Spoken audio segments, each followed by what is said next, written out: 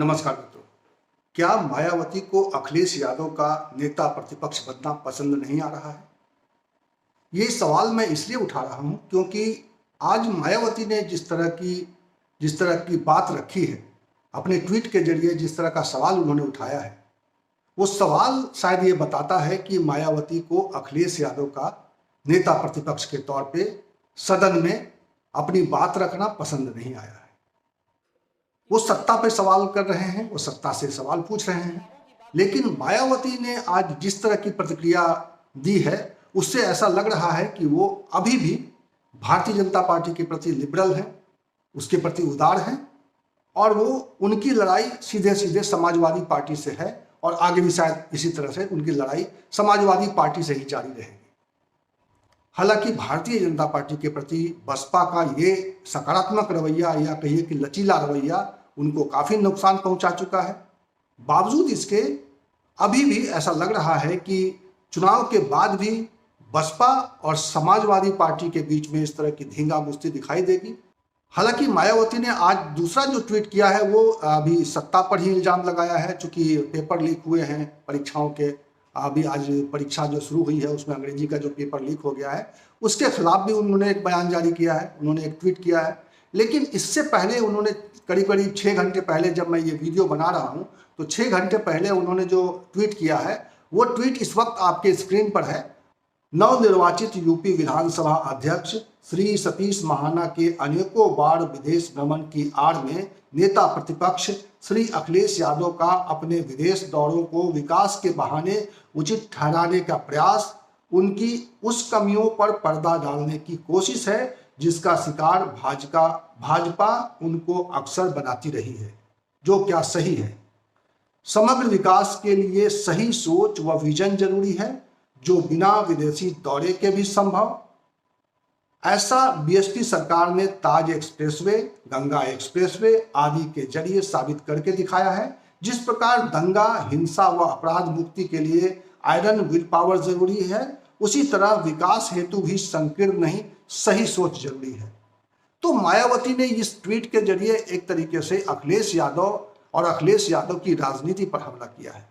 अब ये सोचने वाली बात है कि चुनाव खत्म हो चुके हैं, भारतीय जनता पार्टी से जिसको जिस तरह का मुकाबला करना था सबने किया और इस मुकाबले में सबसे आगे रही समाजवादी पार्टी।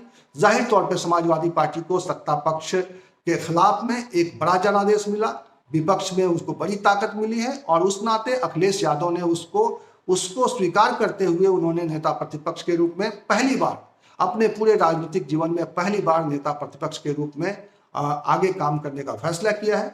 और इस नाते उन्होंने जब सदन में कल चर्चा की, सतीश महाना जब विधानसभा अध्यक्ष चुने गए तो उनको बधाई देने के लिए जो चर्चा कर रहे थे, जो बात रख रहे थे, उसमें उन्होंने विदेशी दौरों का जिक्र किया उनके और उन्होंने बताया कि ये तो मुझे पता ही नहीं था कि आपने इतनी विदेश दौरे किए हैं और मैं खुद विदेश दौरे से मैंने बहुत कुछ सीखा है। और उन्होंने जो कहा मैं आपको सुना रहा हूँ, ये सुन लीजिए उन्होंने क्या कहा। आप लगभग 35 देशों में घूम करके आए, ये बात तो मुझे पहले पता होनी चाहिए थी। अध्यक्ष महोदय, ये बात तो मुझे पहले जानकारी करनी थी। आपने प्रयास नहीं किया ना। और मुझे खुशी है कि अध्यक्ष ऐसे हमारे बने हैं कि अब जब कभी विदेश यात्रा होगी तो भूलेंगे नहीं हम लोगों को। ये ना करना कि राइट वालों को बिठा करके ले जाएं आप। हालांकि राइट में कुछ ऐसे सदस्य हैं वो विदेश नहीं जाना चाहते और सही बात है तो सही बात है, वो विदेश नहीं जाना चाहते। और ये बात मैं इसलिए कह रहा हूं अध्यक्ष महोदय, उनका नाम मालूम हो तो बता दिया, शुरू से आसानी हो जाएगी। आवाज मैं बात को आगे नहीं बढ़ाऊंगा अध्यक्ष महोदय। मैं इस बात को इसलिए कह रहा हूं कि विदेश जाने का कुछ लाभ भी है। मैं उन लाभों की बात नहीं कर रहा हूं जो कभी कभी कुछ लोग उठाते हैं सवाल। ये जो एक्सप्रेसवे की बात नेता सदन कह रहे थे, मैं यकीन से अध्यक्ष जी कह सकता हूं, अगर मैं विदेश नहीं गया होता तो शायद देश का सबसे अच्छा एक्सप्रेसवे नहीं बना पाता। और मैं अगर विदेश नहीं गया होता तो शायद आपके शहर को भी मैं मेट्रो नहीं दे पाता। और जब मैंने विदेश की बड़ी बड़ी इमारतें देखी, आज तो हम ये जो इमारत जिसमें बैठी है ब्रिटिश जमाने की है, ये हमारी आपकी नहीं बनाई हुई है, किस जमाने में बनी थी।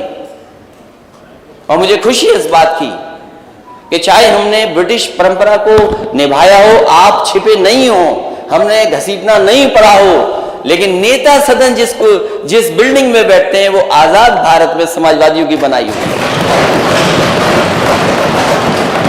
और इस तरह जब उन्होंने अपनी बात रखी तो सदन में मिश्रित प्रतिक्रियाएं थी, उस पर हंसी ठिठोली भी हुई, उस पर चर्चाएं भी हुई, सत्ता पक्ष की ओर से कुछ सवाल भी उछाले गए।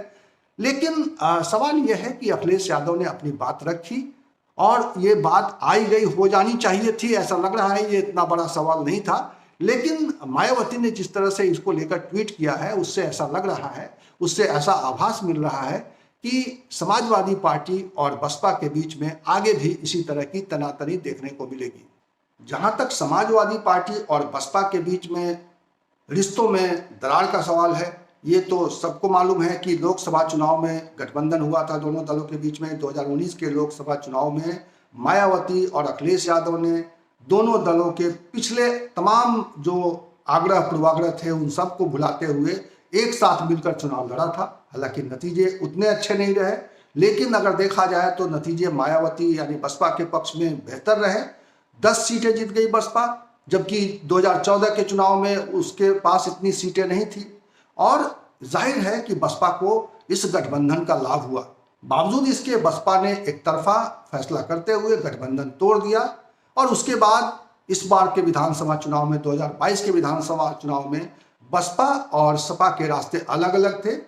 हालांकि ये हो सकता था कि दोनों के बीच में गठबंधन नहीं था, लेकिन दोनों का एक समान दुश्मन भारतीय जनता पार्टी थी, जिसको सत्ता से बाहर करके खुद सत्ता में वापस आना इन दोनों दलों का लक्ष्य था। लेकिन जिस तरह का नजरिया दिखाई दिया मायावती का, जिस तरह का रवैया दिखाई दिया मायावती का, उससे साफ हो गया कि वो भारतीय जनता पार्टी के प्रति एक सहानुभूतिपूर्वक रवैया रखती हैं, उसके प्रति उदारता रखती हैं। और इसी की वजह से माना यह जा रहा है कि बसपा के वोटों में जो गिरावट आई और ख़ास तौर पे मुस्लिम वोटों के में जो गिरावट आई, और वो उसके पीछे वजह यही थी कि वह भाजपा के प्रति ज़्यादा उदार दिखाई दे रही है। और इसकी वजह से मुस्लिम वोटरों ने बसपा के साथ किनारा कर लिया और इसी की वजह से बसपा को भारी नुकसान हुआ। और चुनाव नतीजे के तौर पे बसपा एक ऐसी पार्टी जिसके मुख्यमंत्री रहे हैं 4 बार, मायावती खुद मुख्यमंत्री 4 बार रही हैं उत्तर प्रदेश में बसपा की बदौलत,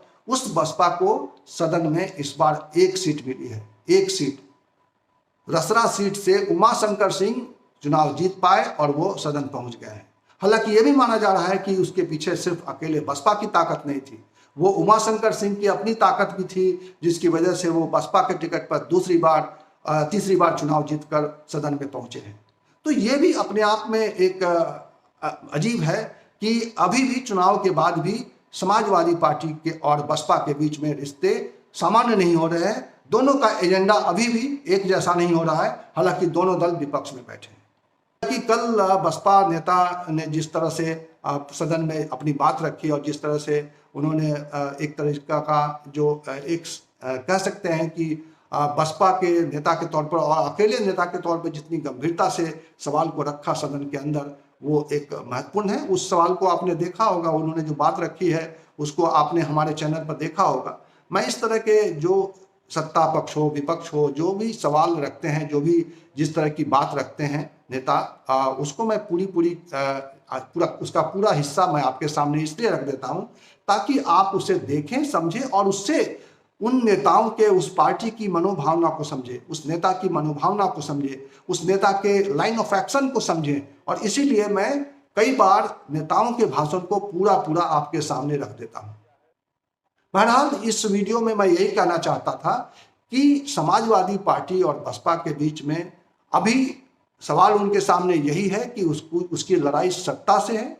अगर सत्ता अपने जो बहुमत मिला है उसके आधार पर अपने तरफ से एक तरफा फैसले करने लगेगी तो विपक्ष का काम होगा उसको रोकना, उसको टोकना और उसको फिर से जनता के मुद्दे पर वापस लाना। लेकिन क्या इस वक्त समाजवादी पार्टी का साथ देने के लिए बाकी दल तैयार हैं? शायद बसपा नेतृत्व तो इसके लिए तैयार नहीं दिखता है और यही बात मैं इस वीडियो में बताना चाहता हूं। इस वीडियो में फिलहाल इतना ही। शुक्रिया, आपने आखिर तक ये वीडियो देखा। इसी तरह की चर्चा के साथ, इसी तरह के विमर्श के साथ मैं आपको मिलूंगा अगले वीडियो में। तब तक के लिए नमस्कार।